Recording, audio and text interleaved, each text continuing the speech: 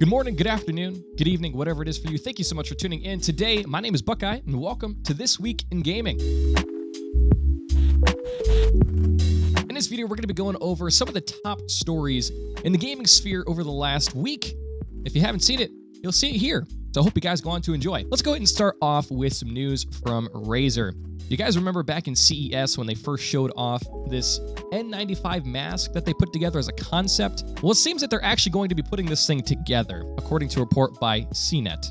Apparently, Razer actually thinks that this is a good investment moving forward. Of course, there's a number of states in the United States that are no longer requiring face masks, but again, Razer is a worldwide company, so the idea of having a face mask available worldwide is going to be something that a lot of people may be interested in. I'm very curious to see what kind of cost that we're going to have up front for this, because it doesn't look like a very typical face mask. It looks like a lot of thought and intrigue has been put into it. Next up, we got Rocket League coming to mobile, and in a world where it seems that mobile gaming is just absolutely taking over, every big developer for console or PC games is finding their way into the mobile market. Now we have Rocket League moving into mobile, but not quite how you'd expect it to be.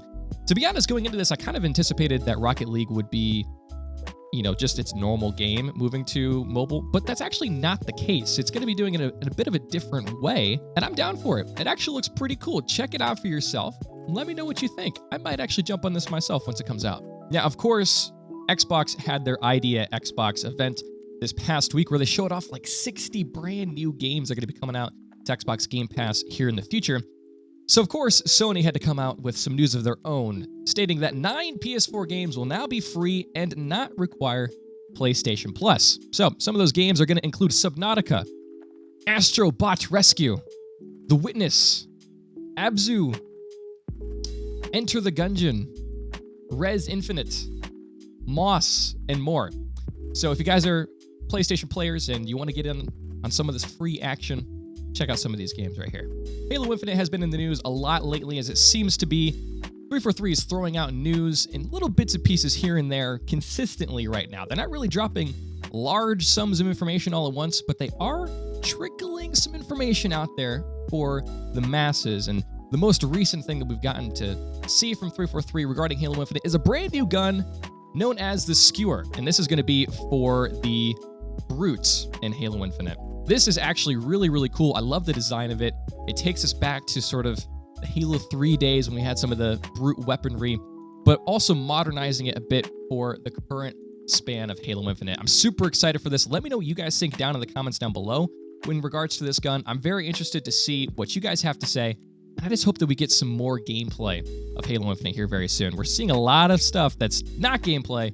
Let's get some gameplay. I know we'll be really excited. Now, into some more Xbox news. Of course, Xbox Live, which has been a part of the Xbox ecosystem for the past 18 years, is now going away.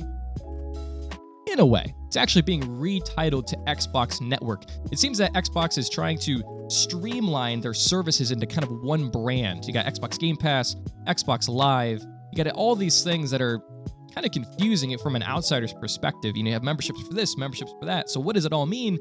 Well, now they're bringing it down to one name, the Xbox Network. And this is supposed to describe the Xbox ecosystem as a whole. And then within the network, you've got the various things like Game Pass and things like that. So I'm a bit interested to see how this is received. PlayStation has always, of course, been known as PlayStation Network, PlayStation Plus for quite a while. So I'm curious to see how the change is going to be for Xbox Live going into Xbox Network. And on top of that, we also have more confirmation that the free multiplayer games is going to happen. You're no longer going to have the subscription service with Xbox in order to play multiplayer games. You're going to be able to play them for free, just like how you can on every other platform. So kudos to Xbox for continuing to push that, and we'll see how that goes here moving forward. Now, also in the news, Xbox is in a bit of a bidding war, maybe with themselves at the moment, to acquire Discord for $10 billion. Now, of course, if you guys are interested in gaming, of course you're going to know what Discord is. Discord is a phenomenal, in my opinion, the best form of messaging and contact for really more than just gaming, actually. And in my opinion, Discord is fantastic no matter what you're doing. If you're trying to contact somebody, I'd use Discord. It's just really fantastic. And Xbox is trying to figure out how they can acquire the company for $10 billion. But my question is why? they've already acquired Skype a number of years ago. They already have their own Xbox Party Chat system.